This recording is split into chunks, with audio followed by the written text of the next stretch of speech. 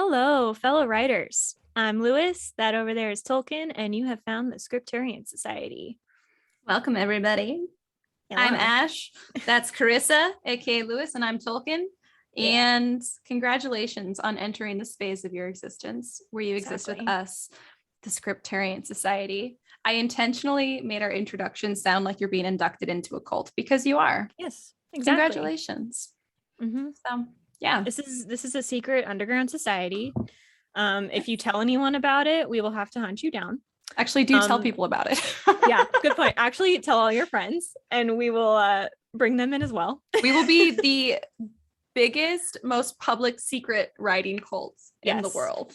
Yes. It's awesome. A badly kept secret. It'll be a really badly kept secret. You guys, I'm wearing my Half-Blood, my Camp Half-Blood t-shirt that Karissa got for me because I complained. I can't remember if it was on a Scripturian Society episode or a That Pretentious Book Club episode, but I complained. Kendall was there, so I'm not sure. Kendall was there, but we've like back and forth guested now a few times. Yeah. But I didn't have any book merch. You'd think I would. I've got a podcast about books and then one about writing, and I write my own books and I have for years. You'd think I'd have book merch of some kind. None. So Karissa was like, I can solve pathetic. This. I'm sorry, it wasn't I can solve this, it was pathetic. And then I can solve this. And then I can solve this. And then she could basically make me less of a disgrace to co-host with.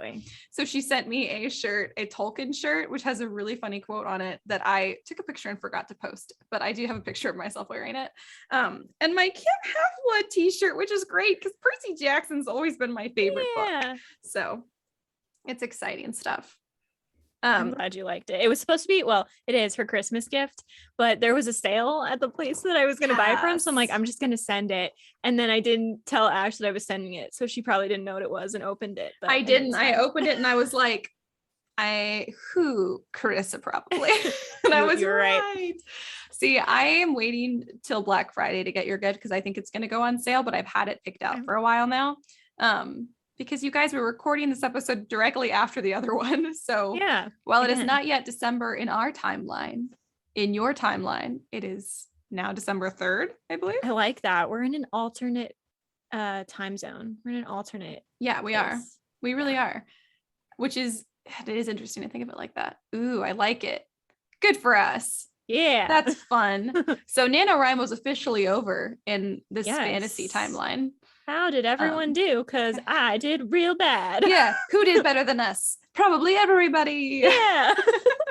Congratulations. Yay. Well, you beat us. I finished my outline. So I had after revising my NaNoWriMo goals many times this month, I had decided if I just finish like one full outline and I do the character work, I will feel like I have done a significant amount of work. Like I'll feel like I've accomplished something with NaNoWriMo. And I did. So I still met my goals. My goals just kept getting smaller. I had a lot of upfront goals, like end of October, Preptober, whatever. I did really well there. And then I just didn't follow through. So like the prep work is still there. It still exists. I just have to actually follow through. We both just got to the prep work, basically. Yeah, exactly. We're like, we're not going to write a novel. We're just going to think really hard about it. That's honestly, it is a hard part because my brain has been so tired. I'm like, I know I should be like thinking and planning, even just in my head, like thinking about the book so that I can sit down with ideas. And I'm like, no, my brain doesn't want to do anything. I'm like, what? Let's rewatch How I Met Your Mother again. Yeah. And that's what my brain does instead. And it's like, ha, ha, ha, like laughing at jokes I've laughed at 1 million times. That was a great laugh. Yeah, kind of mechanical. Like insincere. Yeah, mechanical. Ha, ha, ha. But you did it way better. Well, that's exactly what it's been. And I'll even like go, and like just like at funny stuff because I've seen it a million times. I do this thing now where I don't actually laugh. I just make the facial expression of laughing. So there's no sound, but I've seen you do it. Yeah, I'm just like, it's really stupid. No one can hear me do it. But if you're watching on YouTube, it's straight up just the expression, just the visual, as though I have been put on mute. It's just exactly. There have been times where I thought you have gone on mute suddenly, but no, you're just laughing. So you're doing it right now. I am. I try to make noise now. I'm like, Karissa, you have to remember to laugh vocally. I think I laugh louder and more obnoxiously now. I'm not used to hearing my voice. I'm alone all day, every day. So So I have to make it count. Yeah, I've got to make it count. I also have an audience. And so I'm like, get ready to cover your ears. Man. All right. Well, I have, so NaNoWriMo. Yeah. Just to push the blame off on someone else, because why not? Because this is America. That's what we do best. It's my right. Thank you. My cousin had a baby and I'm so excited. So and that exciting. really screwed up my ability to do much for a couple days because I was just so excited for them. I don't want to exciting. Give you all the intricate details of their lives, but they were just trying to give us their home address and phone number right now. I want social security number. Right? Their full names. They were trying for so long and they had to go through fertility treatment and everything, and then they finally got baby, and I'm so happy for them. And she's so cute. She looks, this is gonna sound really weird, she does not look like a newborn. I saw the picture of her and my brain initially went, no, you kidnapped a baby. That is not your baby. But she is. And she also kind of looks like a baby vampire, if that makes any sense. Just the expression she's making, like cute and human, but also vampire. I need to see this picture. Okay, I'll send it to you later. Yeah, I really need to see that. And it's because it sounds like an insult, but it's not. It's just there's something she just reminds me of some kind of actor that was a vampire. Yeah. But she's very cute, and at the time you are hearing this, I have probably met her. Because so she should be at my cousin's wedding that I should have also already attended by now. Oh my god, it's so exciting. You get to hold a baby. I know. I'm so happy for them. So it's so exciting. That distracted me for a while. Yeah. My sister's baby, Grayson, she is the official pod baby of TPBC.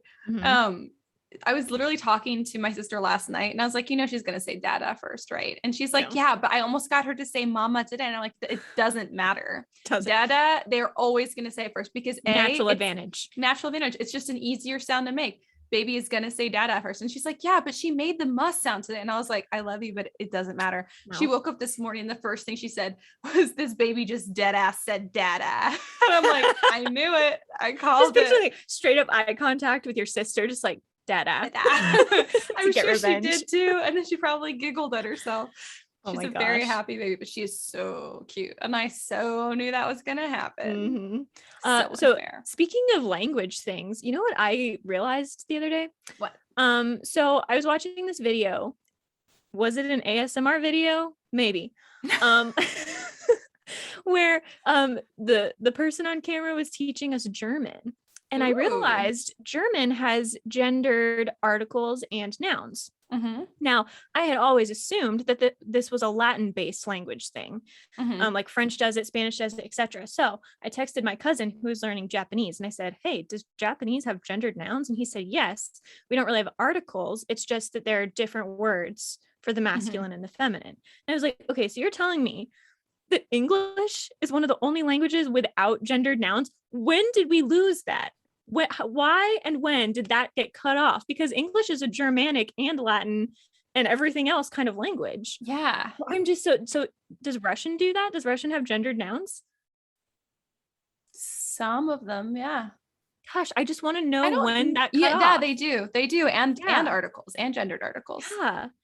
So why is English, yet again, English is the weird stepchild of the family, but why? How did it get that way? English, what happened to you? Why? Obviously Italian does too. So yeah, all the Latin base. I'd always assumed it was a Latin thing, but it is not. It is also Germanic and probably most of the Asian languages, if Japanese is a good indication. English, what the hell? I feel so bad for people learning English. Yeah. So people always criticize like French or Spanish. And I somewhat get this, but if you're doing a group of people and there's one man in the group, you still use the masculine plural, right? So I hear people criticize this a lot. But that's got to be the norm if so many languages are gendered. Yeah. So I'm so thrown by this. It blew my mind. It is. I don't know what to do with it. That is so funny. I never thought about that. Yeah. Interesting. How patriarchal. Anyone know? I know. Does anyone out there know? Does anyone know why English isn't like this? You would think that it's why. I feel like super feminist people should pick up on this and start claiming that English is the language of the modern woman. Yeah. Because it does use gender terms. That is so funny. Food for thought if you are inclined to do something with that. Yeah, exactly. Food for thought, everybody. Give us an answer is what we really mean. Yeah. But tell us how you got back to NaNoWriMo really quick. Tell us how y'all's NaNoWriMo went. I forgot to say, because I was going to say that they should join our Patreon writers group, because it's free to join the writers group, you guys, that we can talk about writing, and it's fun and it's free, and we want to hear how your NaNoWriMo went. Let me revel in the success of your NaNoWriMo. Exactly. Because let us live vicariously through you. Yeah, exactly. Yeah. Anyways, that's all I got though. What else has been going on in your world? You said you had more that you wanted to share on this episode. I did. It's in my book recommendation part though. So any other life updates that you want to share first? No, except that by the time this episode comes out, everything will be decorated for Christmas. So I'm excited. Yes, that's right. Gosh, I always forget about Christmas until Thanksgiving is over, but I'm excited. See, I'm just trying to get through Thanksgiving to get to Christmas. I just want two Christmases. Yeah. Anyways, what's our word of the week? Our word of the week is abditory. Abditory. Have you ever heard of this? I can't tell how common this word is because it feels normal, but I never see it anywhere. Abditory. Yeah. So it means a place to hide, a concealed location used to store or hide items of value, or a place to secretly preserve articles of value or import. An abditory. Yeah. So it's just I find myself using it a lot now because I know it as a word, and it's very versatile. Like you can use it to describe so many things. Like I keep picturing, you know how there are those books that they hollow them out and then you can hide stuff on your bookshelf in the book. Yeah. That would be an abditory. Interesting. But also it could be like, King Solomon's mine. That is like, so cool. So many things. I was going to make a joke about abs and six packs as for abditory. What are they hiding? Exactly. But abditory is actually kind of a cool word I want to use now. And I guess fun fact / hint about my new book is that there's a very important abditory in it where some very important plot stuff happens. Ooh, I love cool. It. I did. I labeled something in one of my books abditories because I was like, this is the coolest word. That is so cool. Excited. Yeah. I love it. How fun. Yeah. Cool. Well, you said you had book recommendations? Yeah. Okay. So I kind of want to talk a little bit about this because I have some insight and I'll try not to go on too long. So go for it. I told like a 10-minute ghost story last episode. So that's true. So I read, too late for Halloween, but I read Practical Magic and the second or prequel, I don't know the rules of magic. Which is not the one you told me to read, but I'm working my way there. The second one. Yes. I mean, it is a prequel to Practical Magic, but it's the second. It's the middle book in the series, but it's the second one that came out. Yeah, on Goodreads, it's described as book 0.2. So I'm like, great. It's my least favorite. That's really my least favorite, I think. So, I mean, it might be mine too. I cannot tell. So I'm reading Practical Magic. This is my story. I'm reading Practical Magic, and I love the first section or chapter or whatever. It's so good. And then I get about halfway through the book and I'm thinking to myself, this is so beautifully written. And I am a craft person. I love the craft of writing. I'm like, why am I not enjoying this? Why am I'm having to force myself to read it and I don't like anything that's going on. And so I finished the book and it was, I gave it 4 stars because it was so well written. And then I went on to the rules of magic and I get to that first chapter / section and I love it. It is so well written. Everything is so cool. And then I get halfway through and I'm like, gosh, I'm not enjoying it again. What is this? So then I was thinking I saw this TikTok video. So it was just very brief about this girl discussing the difference between YA and adult books and how it's not just the age of the main character or characters. It's about themes and particularly themes of morality. So young adult books have lessons, they have moral takeaways, whereas adult books you're kind of supposed to assume that adults already know the difference between right and wrong. So you don't give lessons, you just describe events and let things play out. You don't necessarily, and you shouldn't preach to people in YA, but you certainly don't preach in an adult book. Yeah, that's true. So I was thinking about, I was like, that's why I don't like adult books. That's the problem here, because adults are just as stupid and immoral as teenagers, and they do terrible, terrible things, but the books never acknowledge it. They never acknowledge it as a problem. They don't make judgment calls. Yeah. So I'm just left being like, why are all of these characters getting away with adultery and murder, and no one, not even the author, is calling them out? No, they so I just get very frustrated. It's just like relaying events in a pretty way. Yes. It's basically adult fiction. Yes. And I do think Alice Hoffman in Practical Magic is the epitome of that. It is so beautifully written. I read a sentence, I'm like, gosh, that was so good, I want to read it again. Yeah. But I hate the characters and I hate the plot. And I'm like, I do not like where this is going. I am so upset and I don't know why. And that's why. It's because it's an adult book. That's why I read young adult. And I guess I had just assumed that because I read so much young adult, I just assumed that was a literature thing. But it's not. It's a young adult literature thing. Yeah, it is. So now true. I feel like I know the difference between the two. And when I'd first seen that video, I was like, that's stupid. That's not the difference. I'm like, no, she was right. I'm so sorry. She was right. It's very true. I think you'll like Magic Lessons the most, the prequel to the whole thing, because it's like the most plot driven. It's really exciting. Yeah. And because it's magic lessons, exactly what you're saying, actually, it's the main character throughout her life learning lessons. Yeah. Oh my God, that's totally a difference. That's why I also love that book. Holy crap. But I loved that book the most. The other ones I like because they're so beautifully written. And so I'll give them that. That's why they're one of my favorite adult series, but I don't really like adult fiction that much. And that's why, is because it's kind of like, I don't know, it feels a little bit, first of all, a little bit more dull. And the second of all, it's just a relaying of events. And I don't want just the events relayed. That's just what life is. Yeah. I want there to be meaning behind the events. I want to know that. And I think another reason I have a problem with these is because the theme is all about love. And it's all like, love is so important, blah, blah, blah. But it's always only about romantic love. Yeah. And it feels like it's also about lust more than love. And so I'm just like, you met him yesterday, you were not in love with him. Yeah, it's true. So I just, that also frustrates me. It is hard. The line blurs a lot between love and lust in those books, but that's something else that's dealt with in Magic Lessons specifically. And in Magic Lessons, there's a lot of like mother-child relationships, sister, you get like the matriarchal relationships.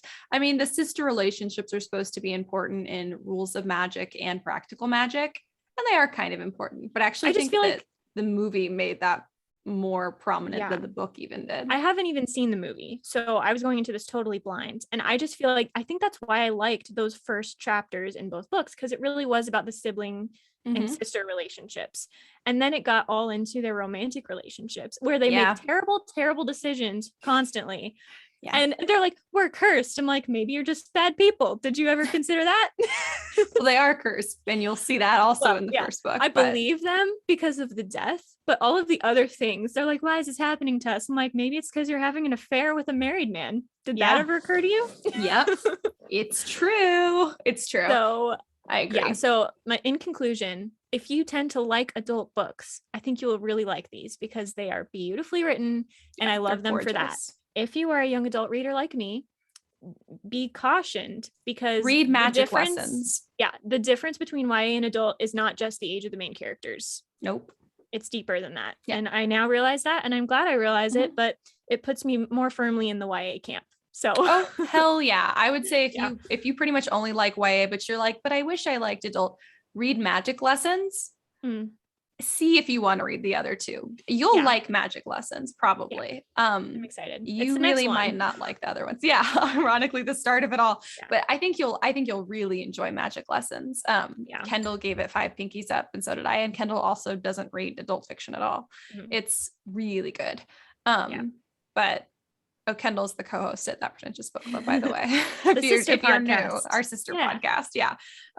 And we're all pretty much YA and NA lovers, but it's just so weird because I feel like classics don't do that. I feel like classics typically have some kind of lesson or some kind of meaning and statement. So I wonder where that changed. I know. I'm thinking like, where did that movement in adult literature happen that now it feels postmodern? You don't make a judgment call. It does. You know, where everything sucks and nothing matters. Postmodernism. You know, where everything sucks and nothing matters. Yeah. That. Yeah, pretty much. And it stuck apparently. But, and because I've read adult fantasy and I like those. Yeah. So I think this is more of a maybe literary fiction thing, but I do think it's really, I was thinking about all the adult books in the past that I didn't enjoy. I do think that's the main issue. There were characters I really loved as kids, and then they grew into adults, and I'm like, wow, I do not want to be involved with your life anymore. So, so that's my book recommendation, I guess. Did you have anything? No, I mean, I will suck. I am reading Little Women right now for That Pretentious Book Club, which was my mother's mom, my Mimi's favorite story. And you can just tell, like, my Mimi was the sweetest person to walk the earth. And you can just absolutely tell, like, everything about this book. Of course, it would be her favorite. Yeah. Fun fact, I played Meg in Little Women, the musical in high school. And it was so fun. That was my favorite role ever. And it was actually a really beautiful musical too. I thought it was going to be like sometimes like the kind of off the wall musicals are just really hokey, but it was a Broadway musical first. So all the music is beautiful. And it's a great story. So yeah. Did you see the new movie with Emma Watson? I did. It was good. I didn't see it. I really like the Winona Ryder one. I like that one too. I didn't want to ruin it, even though I love Emma Watson. I really think I just got distracted, and then I was like, The new one is really good, actually. And the chick who plays Amy, whose name I forget, she's gotten kind of big. She is like perfect. Yeah. So it's really good. I do recommend the new one. I used to like the Winona one too, except for the really gross kiss between her and God, what's his face? Yeah. So much saliva everywhere. It's unnecessary. It's very gross. It's a lot of saliva in that movie. But yeah, the new one, there's way less visible saliva, which is awesome. 5 stars, significantly improved saliva content. Yeah, exactly. Much improved saliva content. Yeah. But no, the new one is great. But so I guess that's my book recommendation. It is pretty long, but yeah. I did a project on Louisa May Alcott, the author, for that once, and the two facts that stick out so like prominently in my head are, one, she legitimately had a sister that died of, is it scarlet fever or whatever, and she did legitimately wait for her to come home and then die so she could say goodbye to her, and it was like her closest sister and everything, and she died on the same day as her father, a city apart. That's so sad. I know. I was about to smile and say it was cool, but it's just an interesting fact, not a good thing. You're so funny. Whenever something like really tragic happens, you're like, isn't that cool? And you're like, I mean, sad. Yeah. It is cool. You guys don't think death is cool? Suckers. Suckers. I'm so glad we have people like you. It gives us a Are range you? Of I am. It gives us like a very different like range of stories. If we only had people like me writing books, most books wouldn't be very intense. I don't It's think. true. You want Austen, but you also want the Brontes. Yeah, it's true. Both. You want both. Exactly. And I tend to be more of an Austen than a Bronte. I'm a Bronte. Exactly. It's a good thing we have both. Exactly. Good call. Yeah. Also, brief note about musicals. I just want to know what Victor Hugo did right in life to have so many of his things turned into musicals, because Les Mis and Hunchback of Notre Dame are musicals. What did he why you want to know what he did right? You want one of your books turned into musical? I mean, maybe it would be. I don't think he was alive for either of them to be turned into it, so he really didn't get to enjoy those benefits. Yeah, but it's just there must be something that he did right. I guess so. I'm trying to think of any other, like, a lot of books have been turned into musicals over time. A lot of French classical literature, because also Phantom of the Opera. Yeah. Interesting. Yeah. I don't know. Interesting. I have a retelling of Phantom of the Opera that I'm going to read soon. So I think my contemporary sci-fi book should be turned into a rock opera. That would be phenomenal. Actually, it should be turned into like a country rock opera, because it takes place in Texas, in the South. That would be amazing. Love it. God, make that happen, Ash. It can happen. I'm gonna keep the dream alive. I'm gonna produce it myself. I mean, Hamilton had to wait how many years for someone to write his story into a musical? Anything can happen. I'm not gonna wait that long. Support us on Patreon to support my musical. Please don't let us wait as long as Hamilton. Yeah, exactly. You guys do want to see my space alien Southerners and saving the world in country rock opera form. I would just like to see a sci-fi musical in general. Do those even exist? They I must. can't think of any. I'm sure they do. Are they good? That's a question. Super question. When I was, gosh, how old was I? 11 or 12. This is a musical that I went to see. And I don't know if anyone else knows about it, if it was a thing. It was called The Altar Boys with a Z. Oh no. But it was actually really fun. It's like a Christian musical, but the really funny part is it's these 5 guys and they're all named after the Gospels. Oh my God. But the 5th one is Abraham. He's Jewish. Oh my God. But he's in a Christian band. And so it's just them. And the whole premise of this musical is that they're trying to save people in the audience, quote unquote, save them. So they're like telling all these stories and there's this plot and everything. There are 2 songs from this musical that I listen to constantly. One is called The Miracle Song, and it's a rap version of some of Jesus's most famous miracles. Oh my God.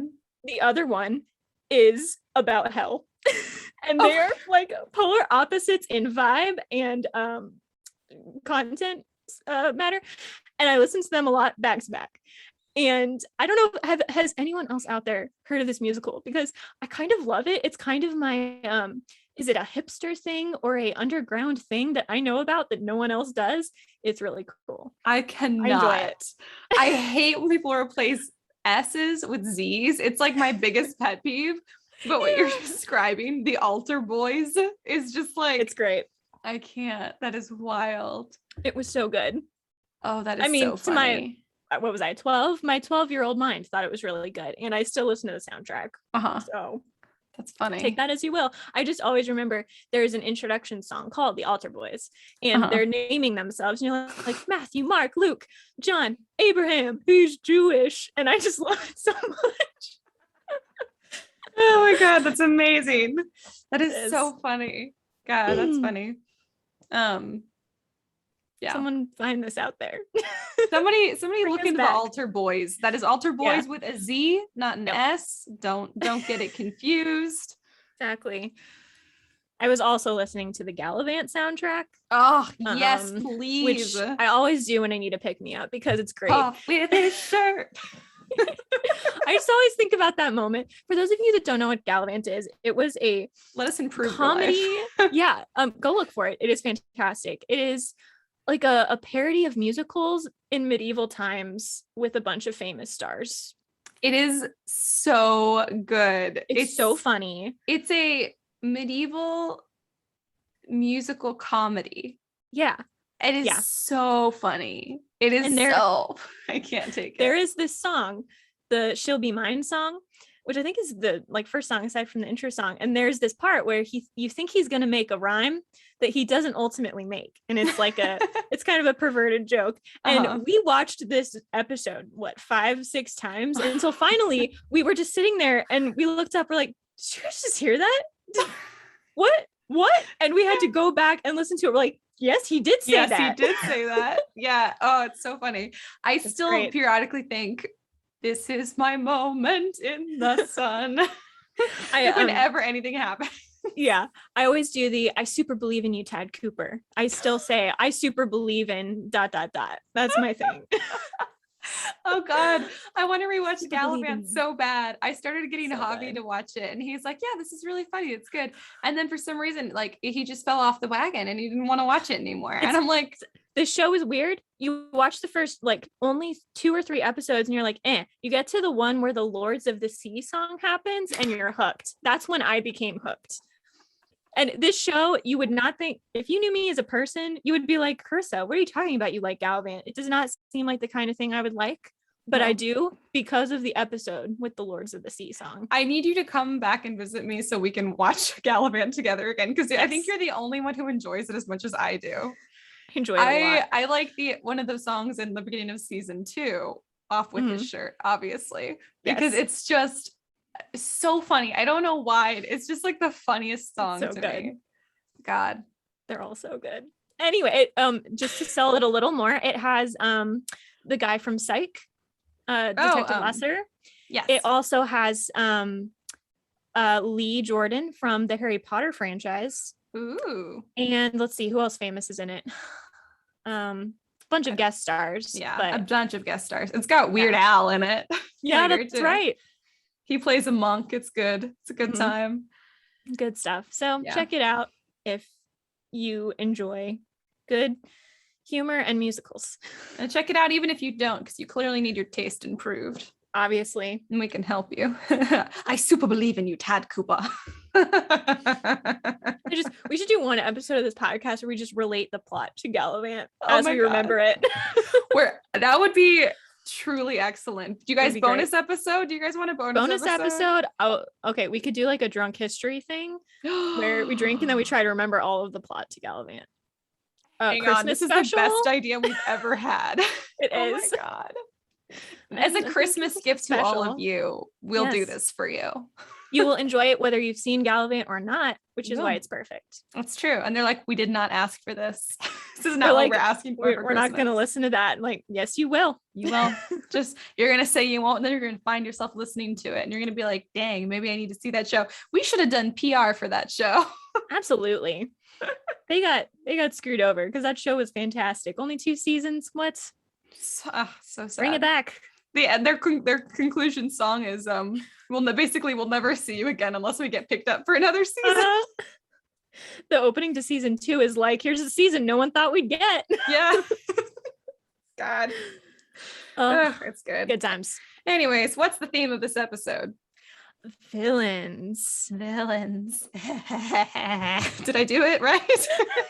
I was waiting for you to do it. I was like, come on. How do I indicate this? See, the thing is, before we started recording this episode, I said villains and I laughed creepily.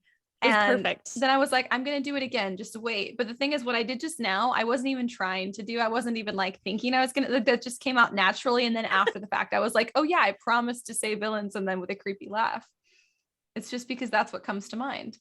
Dude, slip it in somewhere else. I don't know. I will. Don't worry. I'll try. Make it a theme. I'll make it a theme. My really creepy evil villain laugh. Yes. Well, specifically, it's about how to write an original villain. Yes. Which I feel like Karissa probably has more to bring to the table on this than I do. I was going to say, I only have one major point that came up immediately. And it's not so even you lead with yours super then. Specific. Okay. So my major point is that to write a good villain. I feel like there have been a lot of things, books, TV shows, movies, etc., that are all about the villain backstory. Mm-hmm. And these are great. These can work. My personal favorite is Heartless by Marissa Meyer, which I think everyone should read.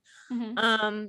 But I think your villain's backstory doesn't actually have to be revealed for it to be necessary. Yeah. You should know. You should know your villain's backstory. But you don't necessarily have to give them this big monologue where they explain why they are the way they are. Yeah. Or like where the hero realizes that happened to them and feels sympathy or more anger or whatever. I agree. You can just know it and then use that to inform the way that your bad guy acts. Yeah, I agree. I think is the best way to do it. Again, nothing wrong with villain retellings or villain backstories, but I do think there are somewhat too many of them. I agree. They've become kind of cliche these days. Mm-hmm. And I think part of that is because you do want to know the backstory of your villain. That's very important. You should write it out for yourself. Yeah. But you need to know where your villain's coming from. But your readers don't necessarily need to know where they're coming from. They just need to be able to see the results of it. Exactly. Your readers should be able to kind of guess, but not know for sure.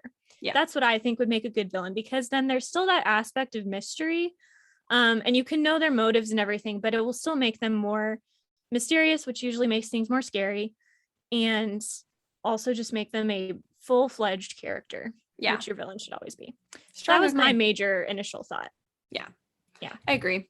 I think there are different types of villains, but I think across the board, I think there's really not much room for a demented psychopath villain, like who's just evil for the sake of evil. They can exist, but I think 99.9% of the time, your villain needs to believe that what they're doing is justified, either because they're taking revenge or because they truly, what I prefer, because I think you can apply it in so many ways, is they think that they're the ones who are right. They think they're doing the right thing. They're the good guy. Yeah.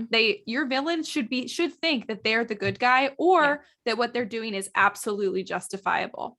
because that gives them more room to do extreme things too. Yes. And I think too, even if your villain is a psychopath, I think psychopaths also still think that they are doing the right thing or a right thing or whatever. Yeah. They just have a different perspective on what that means. Yeah, it's true. Well, I think with psychopath and sociopath, oftentimes maybe the right thing is because they think that they are entitled to whatever it is they want, or they think that they have such a correct outlook objectively compared to everybody else that of course they should get to make these decisions, these big sweeping decisions that affect other people so negatively.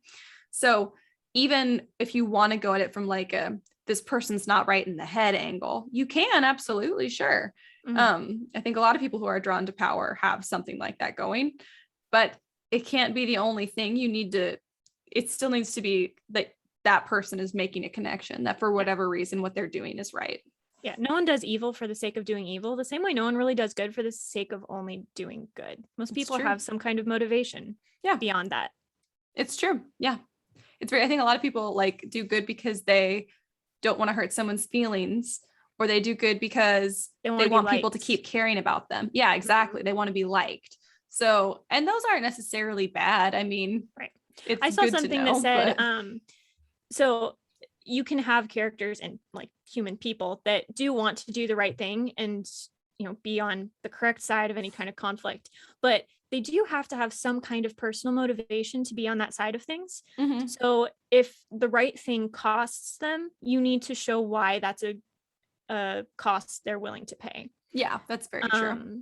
And if it's, their personal experience or their personal gain just happens to land them on the side of the good guys, you need to explain that too, because you can have good people on the side of the bad guys because their motivation is different. You can have bad people on the side of the good guys because their motivation is different. So that's also a way to make your like henchmen interesting.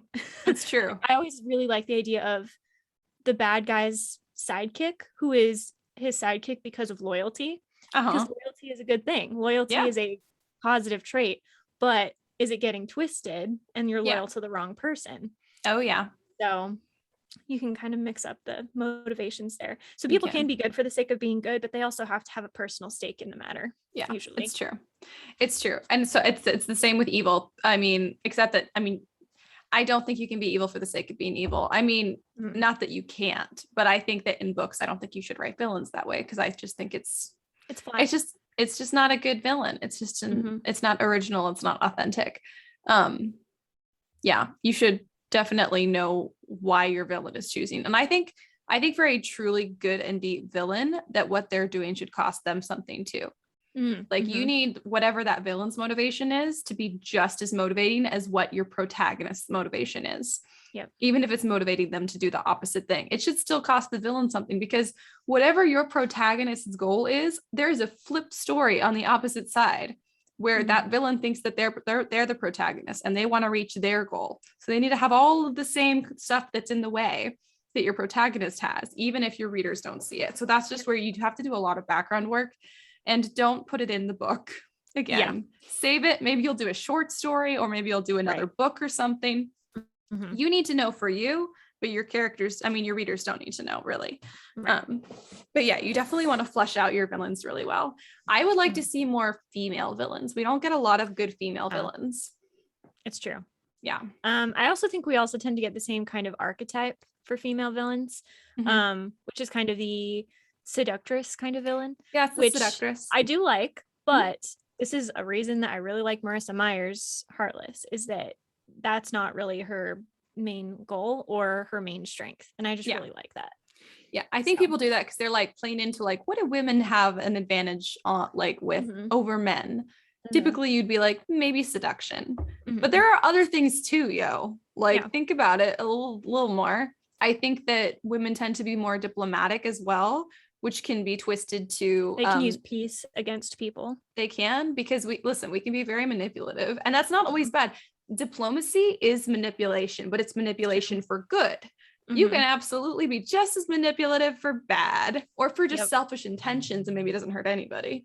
But although your villain's actions should not be neutral, they should be causing harm. Right. What do we think of sexy villains? Like the ones that are almost a love triangle, but they're not quite. Like I the don't like it. Darkling. Yeah, I don't like it when they become a love triangle. Well, you don't like love triangles. I know. I mean, I'm probably in the minority here anyway, because I see a lot of people on TikTok talking about how much they like the like morally gray villain. Yeah, it's true. I don't like, I mean, I like don't the want the morally villain gray to be a love protagonist. interest. Yeah. Yeah. Or side character or something. I don't want the villain to be the love interest unless that is like the only focus of the book. Yeah. I don't even know what I'm saying. I just don't like it. I like the Darkling. I think I would like the Darkling better if there had been a clearer motivation that he was strictly manipulating Alina and that she wasn't putting up with it. I think that would have been better. I loved the fact I loved the fact that I'm in the minority. I know. I love the fact that for him his motivations were torn between like he it's not even necessarily that he had feelings for Alina, but that you guys are going to be lost if you haven't read Shadow and Bone, but you should. And spoilers alert for the Shadow and Bone series. But it's also on Netflix now. Who they call the Darkling General Kerrigan in the Netflix series. Oh, so weird. I hated that. I don't know why they did that. But Ben Barnes, and he was an excellent choice. Anyways, I still haven't seen it yet, but you haven't? No, because I know it's going to be an emotional roller coaster, and I'm not prepared. You'll like it though. It's good. Yeah. You'll totally like it. I believe you. I liked it because it's kind of like, okay, before a villain is a villain, they were somebody else, you know, like they were a better version of themselves, most likely. And that's absolutely the case with the Darkling. When he was younger, he was just a talented Grisha who wanted to help his people. And this is when the Grisha were persecuted because, you know, he's like timeless or whatever. So the part of him that's attracted to Alina is the part of him that is still that person, even though that person's pretty much gone. It's just like the remnants of that person who absolutely could have been with somebody like Alina, could have been with Alina. But now that person is long gone based on all of his decisions that have turned him into this big bad villain. So he can't. Basically, he wants her and because he longs for that person that he was. So that's what I like about it. I think that's what people like about the morally gray character is the tragedy of it. Of if you were different, you know, if you were just a little bit different, if you had just gone down the other path instead, then you could have had this person and had this beautiful life or this beautiful relationship. But instead you decided that your own motives were more important. Motives, that your own selfish motives had priority and you chose to seek that first. And now you can't have that good, beautiful thing that you could have had. Yeah. So I think, I guess, because I see that, I just think I don't personally enjoy it myself. But I think my issue is that if I'm going to have a love interest couple going on, I want them to be well suited to each other. Yeah. And so if you're going to have a morally gray bad guy, and you're going to have a love interest thing going there, I want the protagonist to also be really morally gray and in it for herself. And, you know, maybe they're clashing because their selfish motives are clashing, not because one is good and one is evil. You know what I mean? Interesting. And like, if the protagonist is good and trying to do the right thing, then I want a love interest that reflects that. I don't want her to be tempted or him to be tempted toward, being tempted toward the dark side, sure. But to the point where it's an actual choice that they almost make, I don't like that. Yeah, well, see, that's what I liked about Alina with the Darkling. I don't think there was ever a point in time where she was going to choose the Darkling. I just feel like she entertained it a little. Like she did entertain a little bit. Yeah, she just felt like she entertained it, and I just didn't love that part. Yeah. So, she entertained it a little bit here and there because there was an attraction there between them, and because they were both like the only one of their kind. So they did have this very unique experience that they only shared with each other. But I don't think, unlike a lot of other love triangles with villains, I don't think she was ever going to pick him. Like, I don't think that she was ever even trying to decide between the two. Like she was always, it was either Mal or die. That was it always. Yeah, I guess for me, so I would have liked the Darkling Alina conflict if there had been no Mal. But because there was Mal, I don't like the Darkling Alina conflict because I want... You just will not tolerate even like the barest shadow of a love triangle. If the main character likes someone, I want the conflict to be between them instead of like, also I have feelings for this guy. I don't know. I understand some people like that.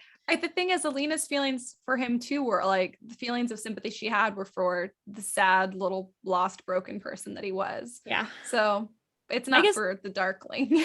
Yeah, it's true. I guess I also just feel like there are so many ways authors could take this in terms of, okay, so you have a bad guy and main character is attracted to bad guy. There's so many paths you can go down with that. You can have them, you know, stay on the opposite side and fight them. You can have them go off and be their own third party conflict. You can have them like trick them and usurp their power, or like be on their team and betray people. Like I just feel like there are a lot of paths you can go down, and authors never seem to go down those interesting paths. It's just the same every time. I think the love triangle with the villain that doesn't ultimately work out with the villain, I think the reason it's so common is because A, it's fun and people like it. And I like it. I think that B, though, it gives you that inside look at the villain where you can almost kind of sympathize with them and their goal in this really easy way. So like I wouldn't have cared for the Darkling if I hadn't gotten to see Alina's relationship with him and Alina's starting to care for him. And that's what makes his whole character and his motive, his past, his present, his undoing, all of it so much more impactful. Like if it not for Alina's getting to know him, then seeing the truth about him, then grappling with the truth about him versus who she thought he was. Like if I hadn't gotten to see all of that, I wouldn't have cared about the Darkling. Like he wouldn't have been nearly as impressive of a villain. He would have just been more like distant, just like kind of like a distant menace. So I think that's where it doesn't have to be a love triangle. Absolutely. It doesn't, but there should be enough personal connection. You should be showing enough of your villain's character in one way or another that your readers have an opinion about him, not just like a villains are bad or that villain is scary, but should have multiple complex feelings about your villain, because that's what will make them a memorable villain. No, I agree. I think that would be, again, it's really just the love triangle that always throws me off. But if you did it without a love triangle, I think that would be good. That'd be interesting, because I think about my villain in my books, and a conflict that I specifically try to set up is that he's the villain, but he also is very like loyal and supportive of his family. Like he has a really strong family bond. And so his kids, his wife, his siblings, whatever, they're all very loyal because he's loyal to them, and because he protects them too, and because they're all a team.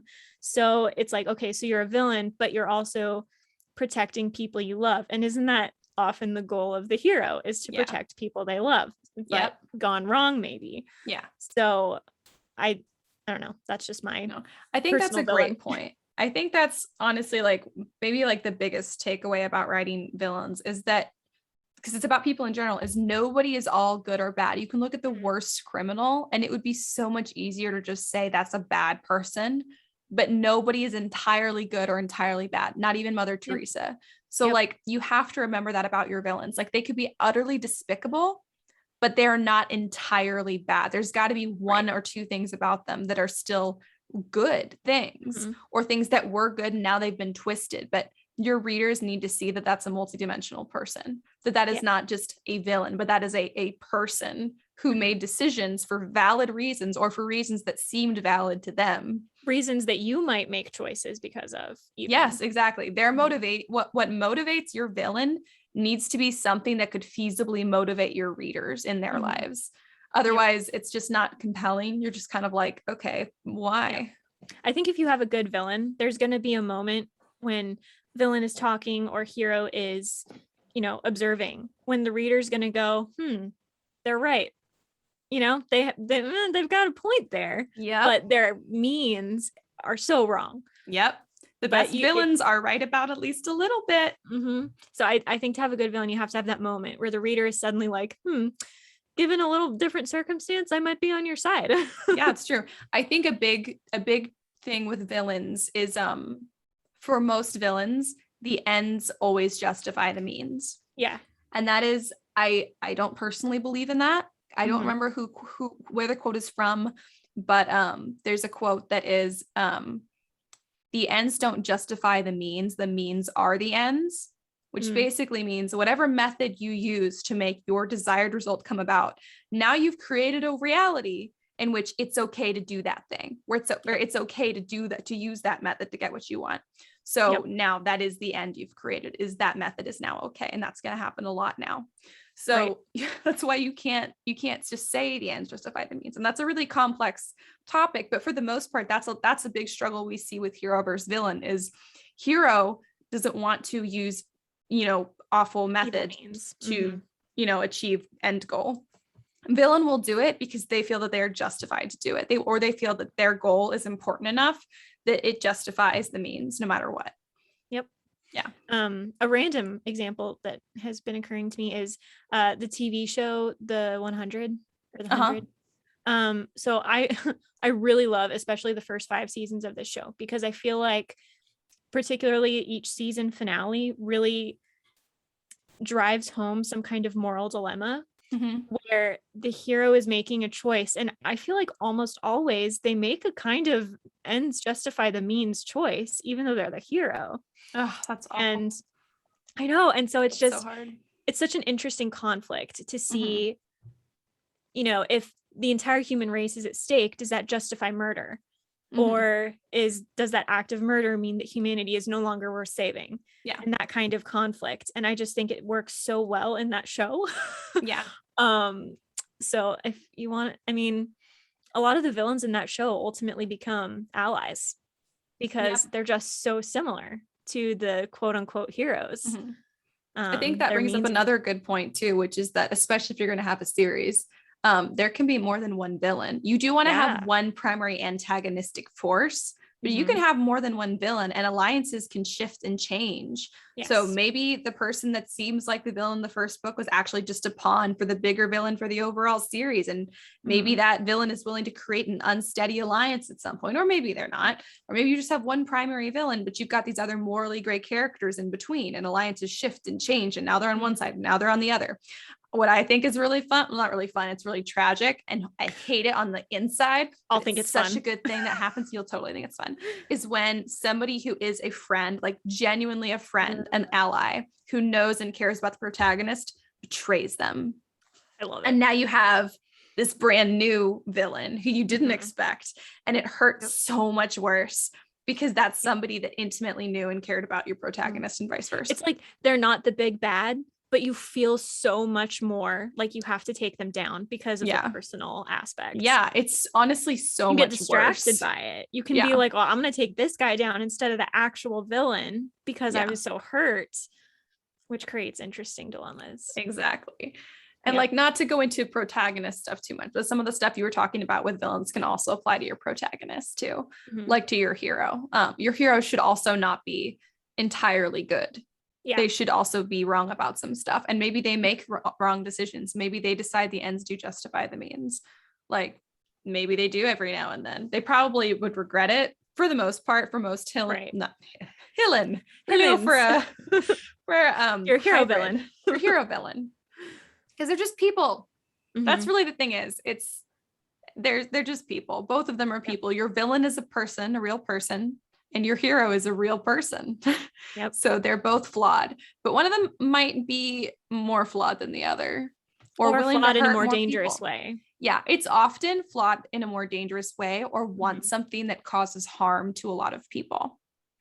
And that tends to be the main difference. So I think too, with the idea of shifting alliances, that's why it's really important for you to know your villain's backstory and their main motivation, because if people change alliances, it needs to be because that new alliance serves their personal motivation better, not because they've just, people can change and they can say, I was wrong, I want to, change my ways, but only because their root motivation is still intact usually. Most people aren't going to do a total 180 and be like, my whole motivation was to save this person I love. And then they're going to be like, yeah, screw them, let's take them down. That's not unless that person dies or something, which happens, but that's because you've then removed the motivation. Now they need something new. Now they're like, oh, well, what do I do with my life now? Or something like that. Now my motivation is to kill the person that killed the person I love. And that might side them on the team of the good guys for once or something.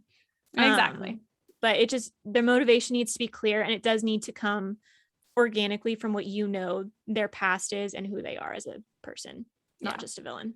It's true. And a villain shouldn't be doing evil because it's evil, and a hero shouldn't be doing good because it's good. It always needs to be personal. They could have a bent that way. You can have a villain that enjoys hurting people. Some people do enjoy hurting people, and that sucks to say, but that is true.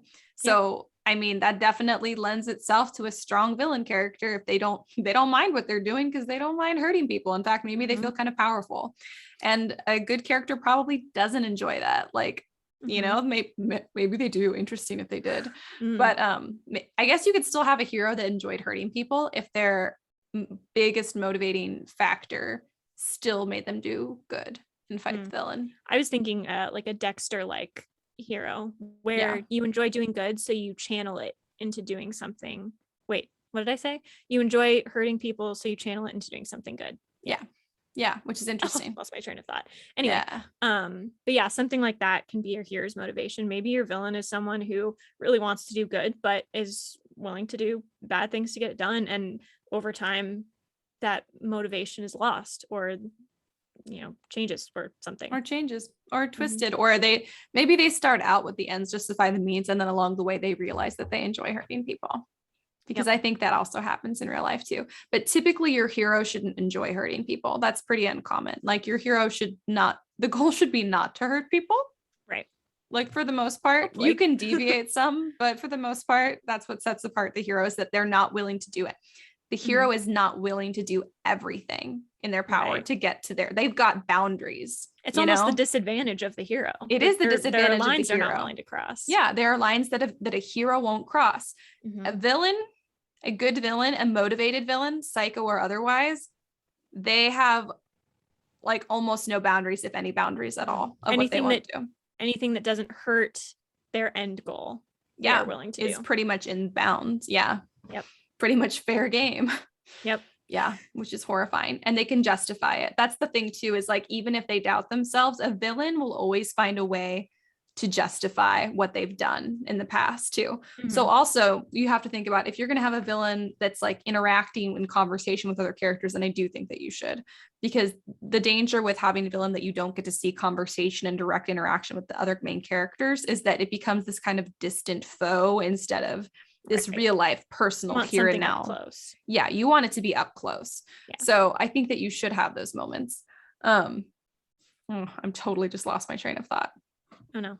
Is it going to come back? I don't know. I have to write down the time code in case it doesn't. What was I saying? How did I start with? It was a good point. Leave you. I was already kind of thinking of my own next point, but I was listening. Why don't I remember what you said? It was about, what did I say? I was saying about heroes, something. Oh, you don't want a distant villain? No, yeah, it was something that had to do with that. You want to have conversations with your villain. That's what you're saying. Yeah. There was a reason for that. Well, I guess move on. I guess I lost it. It was a really good thought. Dang it. Maybe it'll come back. Yeah. All right. So my next point was going to be that sometimes a secret villain can work. So villains aren't necessarily always out in the open as the villain. You can have a villain that is a million villains. Yeah, subtly pulling people's strings to make the stuff puppet happen. master. I think this is especially useful in books that are not fantasy or sci-fi or expansive like that. If you have like a contemporary book, your villain is probably not going to be trying to take over the world. They might just be a super strict parent or a bully at school or something like that. Those people aren't going to be doing as many quite so many truly evil things like murder and stuff. Yeah, they're just going to be subtly manipulating people. I think a weirdly good example of this is is his name Peter in Divergent? He's the one he's from Candor, and because he's from Candor, everybody just assumes he tells the truth, and he uses that. He will manipulate people into believing him over everyone else by just looking because like he's from that faction. And even though he's a total liar, which is why he didn't stay in Candor. But yeah, so subtle things like that. I mean, that's a dystopian, not a contemporary, but still, your villain can be more subtle. It's true. They still need to have a motivation that makes sense, but they might not be obvious. They might be, you might think the villain is someone, but it's really, someone else pulling their strings. Yeah. And that's fun because we don't get to see that as much. So that's a fun way to shake it up. If you're like, I don't want to do the traditional villain archetype, you don't have to. And if you don't want to, don't do it.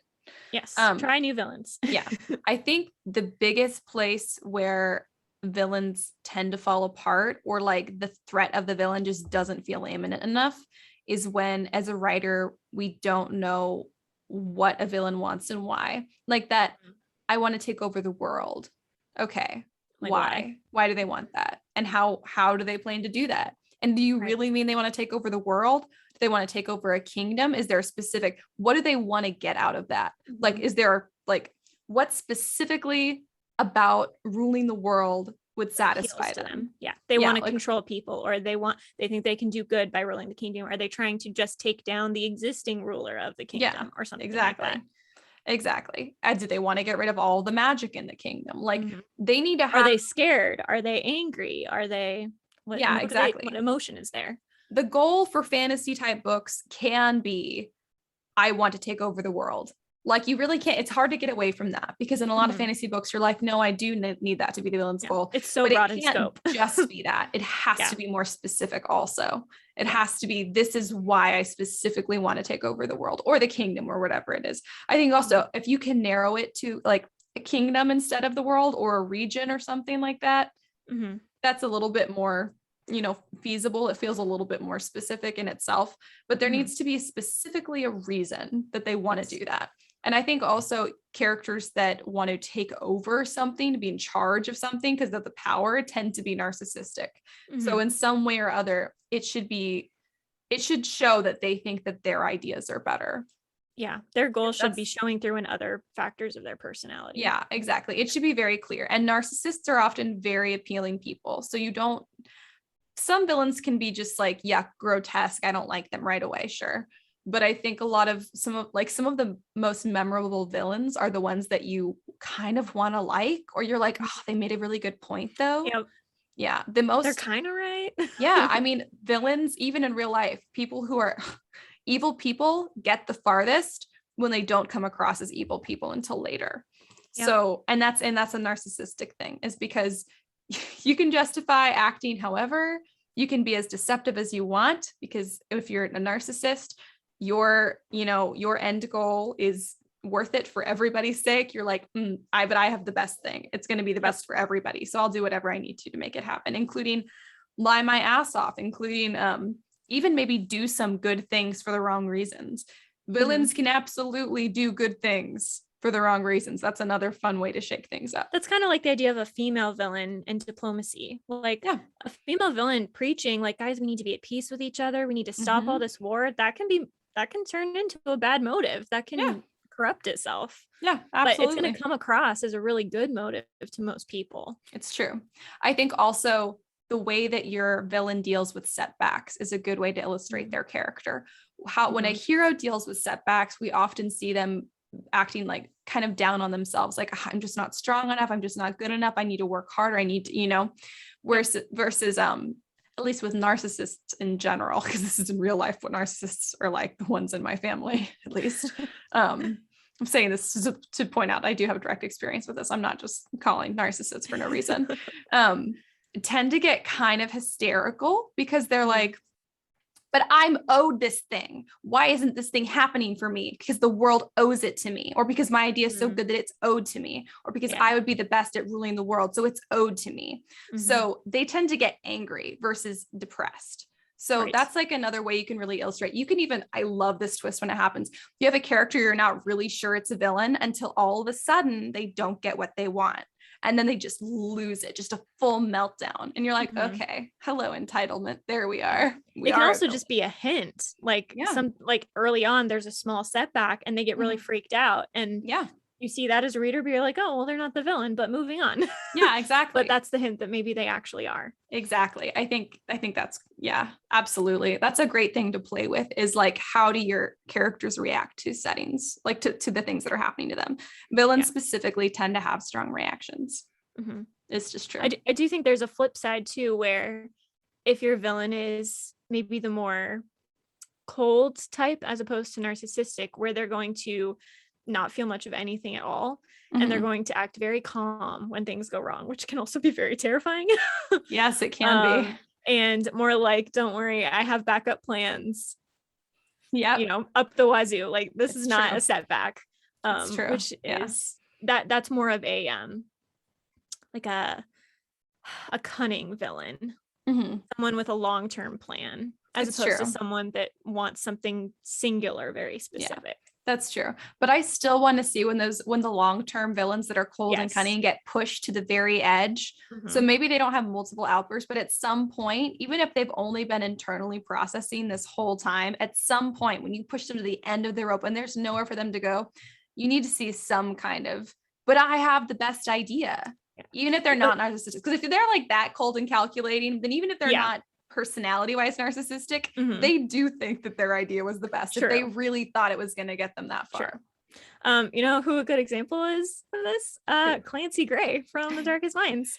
He is so calm and collected, and then suddenly one thing doesn't go right, and he's like, "Oh my gosh, I'm gonna have a meltdown now in front of everyone," that he just then makes forget about it. But I mean, he has essentially a meltdown, and Ruby's like, "Oh my gosh, what is going on here?" Like, oh, this is embarrassing for you. Yeah.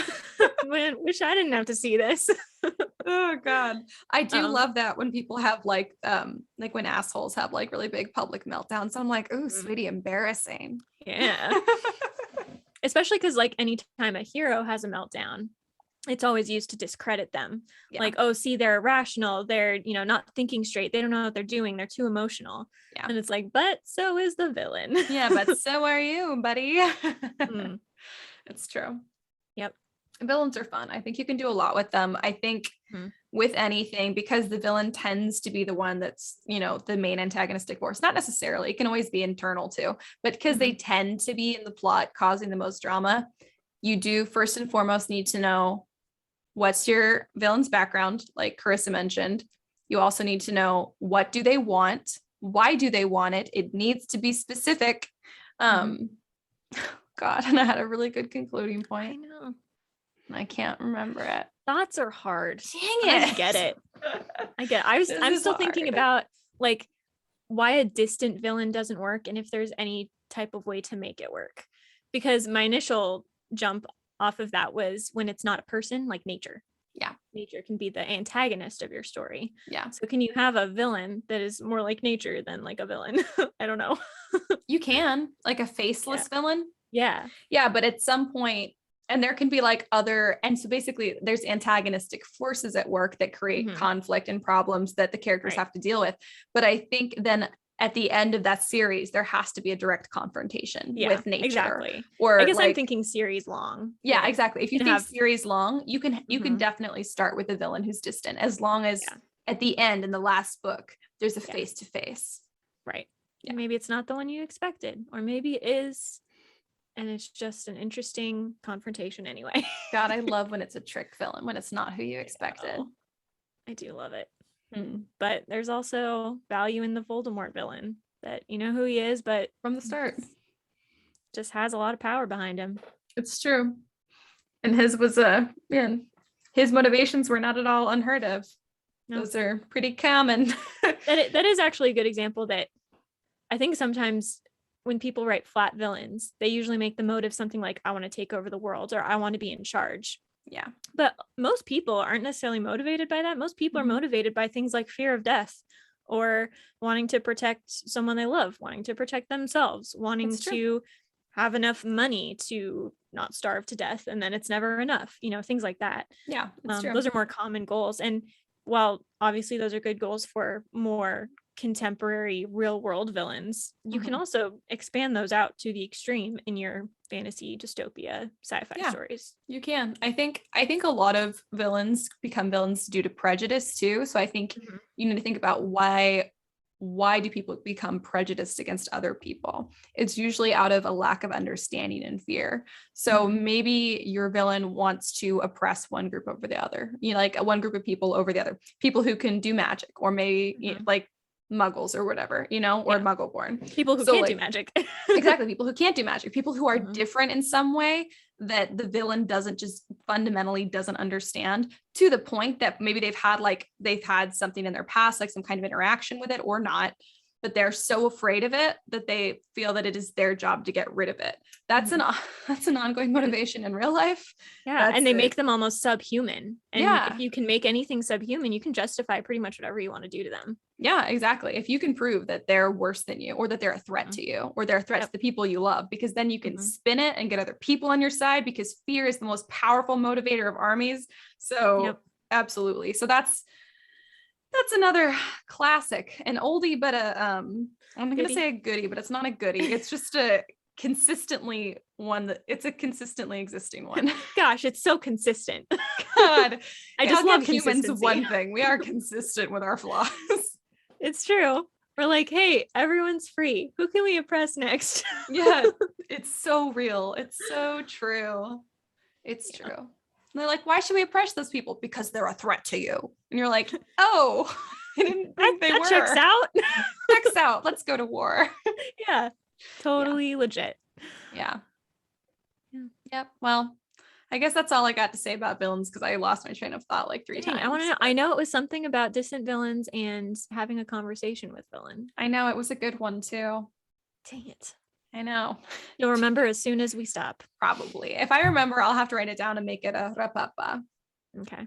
But oh well. Sad to be me. It's so hard to be me sometimes. Sucks to be Ash. It's true. My memory's so bad. Last time it was you. Last time you had memory problems. It's true. And you gave them back to me. That's all. We'll trade it back and forth. So neither one of us will have it together at all times. Never. Only one of us can be on point, on topic, whatever. See, now I'm losing it. What time is it? Neither of us have late. It's not. It's like 9:30 my time. So at 8:30 for you? Yep. Yeah. It's not even that late. It's just. It's not. Listen, it's the end of November, okay? Okay, so I'm going to talk about 2 things that are not about villains, and then if you have a point, we can circle back, and if not, we can just. Okay, yeah, I don't think I have any more unless I remember what I forgot. So one of the reasons that I, just to blame yet another thing that's not really me, but is me for NaNoWriMo not getting completed, I have book goals that I like, reading book goals. Mm-hmm. So this is the lamest motivation ever. I'm aware of this. But on Goodreads, you can look at your stats and you can look at your books over time. And I'm trying to consistently read 12 books a month so that my graph evens out. Oh my God. Because I think it'll look cool. You're so funny. Yep. So I've been trying to read 12 books a month, which is very doable for me, sustainably for like 6 months at a time. And then it gets to month 7 and I'm like, I need a break. So I didn't read almost anything this month. I've only read 5 books this month. I cannot really behind. You read more books a month on your lowest reading month than I do, and I've got a podcast about books. I have to read one a week. I don't know what to say. And I still barely have time. I don't know how you do it. I literally will be like an hour before recording, finishing a book. I know. I think this is my quandary in life. Am I lazy? Possibly. What is laziness? I do things a lot, but are they things in the right direction? Not all the time. So I think that's the issue. Am I late? Am I slothful? Am I a slothful person? I don't think you're a slothful person. It depends because I don't spend a lot of time just vegging. I'm always doing something. I'm always reading or writing. You're just doing your own stuff. Is it sloth if you're not doing what you're supposed to be doing? No, I think sloth. I think that because that's just procrastination, but I don't necessarily think that sloth and procrastination are the same because you can be one without the other. Right. I don't think so. I think sloth is just like vegging out all the time. Yeah. And putting stuff off and vegging out all the time. Yeah. I mean, I would love to believe you because I don't want to believe I'm a slothful person. I don't think you're a slothful person. You're because good. I get stuff done. It's just usually reading instead of productive things like doing the dishes and laundry and sleeping enough hours at night, You're still doing something. It's fine. Javi likes to come home and be like, what did you do all day? Anything? And I'm like, I'm going to literally murder you right now because he knows I'm always doing stuff. He thinks it's the greatest joke. And I'm just like, I don't understand why that's funny to you. You're an idiot. See, Ash, this is a throwback to our last episode, but you need to throw a murder mystery party to secretly get revenge on him. To secretly get revenge. Yep. Exactly. That's like the strategy. No one will ever accuse me of. The thing is, when he says that, I will literally, I take it so seriously. Like every single time. I know he's joking, but I'm like, oh my God, am I lazy? Am I not? And then I think back to the fact that like I hadn't had like a free minute in the entire day. And I'm like, you're like, no, it's physically impossible for me to have been lazy today. There wasn't too many time. Things. Yeah. But yeah, so that's my personal moral struggle that's been going on for a while. But you're not slothful. I that is why I read. It's because I don't do anything else. So anyway, I'm so behind because at this point there's a week left about in the month of November, because this is coming out later. Mm-hmm. And did I reach my goal? I don't know. I'll have to tell you next week. But whatever. Your goal is wild. And it's stupid. I know this, Ash. What happens if I don't read 12 books this month? Nothing bad will happen. There are no consequences. I know this in my brain, but my heart and my stomach are like, no, you have to read 12 books. You're like, month. I think you need some anxiety about something. Let me help you. Yeah. So it picks the stupidest thing. It's not any of the other things going on in my life. It's this. So I feel like I have to. I'm compelled to do it. So it's hard for me to get writing done. Mm-hmm. If I read the books at the beginning of the month, then that's great. I have the end of the month. Yeah. To do everything else. But if I'm now in a time crunch, it just stresses me out. That's so funny. So that's also why I didn't finish NRM. I've been randomly getting anxiety about just like really weird mundane tasks because of the time crunch thing. Like I was busy and I was like, I still need to brush my teeth, and literally almost got sick to my stomach with the anxiety of like, oh my God, I have to take like a minute and a half to brush my teeth. I don't have a minute and a half to brush my teeth. And so just like the dread inside of going into the bathroom and getting my toothbrush. I was like, what is happening? Why am I physically anxious about brushing my teeth? And like, just like weird, like it's been happening a lot about random weird mundane things, like about doing the dishes. I'm like, that's going to take you 5 minutes, Ash. And I'm like, but the anxiety, I have too many other things to do that are more important than doing the dishes or brushing my teeth. It feels like so much. Like sometimes I'll wake up and I'm like, okay, great. I have to go to the bathroom. I have to brush my teeth. I have to drink water. I have like all these really simple things that and you're like, collectively take me 2 minutes. I'm like, I have to do them now. And then I rush through them. And I'm like, great, I've been awake for 5 minutes. What now? That is exactly that's what I did with my whole morning. Because I woke up an hour early and I was like, oh my God, go, go, go, go, go. And then I was like, I have half an hour before work starts, because I got everything done faster than I thought I would. But yeah, that was never me until the last couple of months, where I've been like, oh my God, getting out of bed and brushing my teeth is so many things to do. I'm so anxious. Yes. That did not used to be me. It's very weird. Is this adulthood? I don't like it. I hate it. I don't like adult books. I don't like adulthood. Like adulthood. Everyone gets weird, really, and they stop caring about moral lessons, and they get stressed about everything. It's true, man. Hashtag adults. Hashtag adults. Hashtag adults suck, bro. As an adult. So speaking of hashtags, now I'm going to talk about TikTok. Yay. Because this is a part of my life now. So if any of you are on TikTok, you know that we have all been feeling cheated and betrayed by the algorithm lately. It's just, you're just not getting views and likes. So was it a week ago? It was a couple days or a week ago. I posted a video and I thought it was hilarious, because it is. And it only got like 7 likes. And almost like only 30 views, and it cut it off at 30 views. So I'm like, okay, TikTok is specifically not showing this to people. So weird. I am fairly sure, I'm 99% sure it's because I used the word kill in one of my little book things. And I'm like, clearly anyone looking at this, it says to kill off characters. I'm clearly not threatening anyone. Yeah. It's clearly not an actual threatening statement. So I'm like, this is so stupid. Yeah. So today I tested it. And I posted the same video again to see if they wouldn't catch it this time. And I already have like double the views and double the likes. So I'm like, I cheated the algorithm. I'm so proud. So funny. I don't get it, because like a lot of the videos, because I made a personal TikTok too now, because I was like, you know what? I don't think I have enough things to take care of. I should start a personal TikTok that I also keep up with. Because you are slothful as well. Because I'm slothful, because I'm so lazy. I have so much time that I don't do anything with. I was literally shoving my last bite of food in my mouth when you were like, hey, ready to record? And I was like, I'm stressed about brushing my teeth. I don't have time to eat, but man, am I lazy. But man, am I lazy. God. See, I lost my train of thought again. You were talking about making your personal TikToks. Oh, my personal TikToks. Yeah.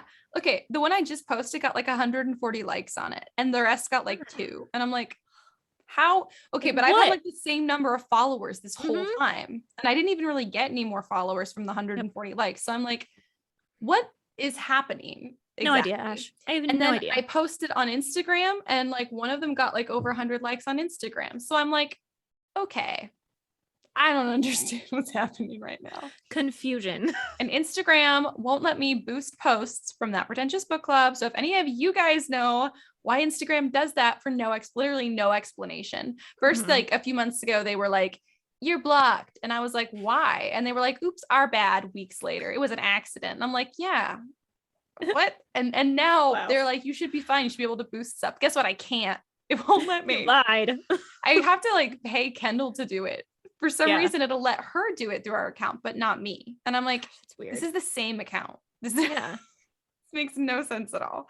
That's so weird. I hate it. If anyone knows why Instagram does that, reach out, because I'm losing my mind. Yes. And I just feel really satisfied that I kind of hacked the algorithm. It's not a lot of likes so far, but I feel proud. I feel like I used some cunning to get around a rule. You did. The payoff is not anything important, but it's satisfying on a you could really have a career in social media marketing. Not that you want to, but you could. You have the skill set for it. I looked it up the other day just because I was really curious. I'm like, do they pay someone to do the Spark Notes TikToks? Because I would love to be the Spark Notes social media person. Right. That would be amazing. Yeah, it would. But I mean, the girl already doing them is pretty great. But what if we both did it? Yeah, you're like, there could be 2 of us. Double the videos. Yeah. Yeah. She did one about the Hunchback of Notre Dame that I loved so much. So yeah. We shared on TBBC, we share Spark Notes TikToks all the time because they're so funny. But yeah. Anyway, those were all my stories. Cool. I don't have anything else to say about villains. I like them. Okay. Make sure they're authentic. Put some work into them. That's. Yep. I do think also just last point, you're gonna have people like me, and you're gonna have people like Ash. Ash wants to really feel for the villains and see inside them, and I want them to be truly the villain. You know what I mean? Yeah. So wherever they are on the spectrum, if they're like super morally gray or if they're super evil, as long as you have proper motivation, someone out there is gonna like it. You don't need to try to make them fit everyone, because people like different kinds of villains. So yeah, it's true. You don't have to make everybody like it, because you'll get different people. I definitely want to care. It also depends on what kind of villain you want to create. Like the Darkling is a very specific type of villain. Yep. And he's a very popular one, but he's not the only popular one. So, yep. There are a lot of kinds of villains. So there are indeed. We can talk about it more on the Scriptorian Society Patreon writing group. Yeah. The Freezies. I forgot what it was called for a second. But if you guys want to talk about villains, heroes, whatever else writing related, we can do that. And it's fun. You can tell us how your NaNoWriMo went. I think I already said that, but I just got to live vicariously because I didn't get much done. Yep. I'm trying to think. So we already covered it because we just recorded the last episode, but any writing quandaries you want to share? No. I guess my writing quandary was just that I feel very internally pressured to read more than write right now. Even though I want to write. I don't know. Internally pressured to watch TV and not read or write.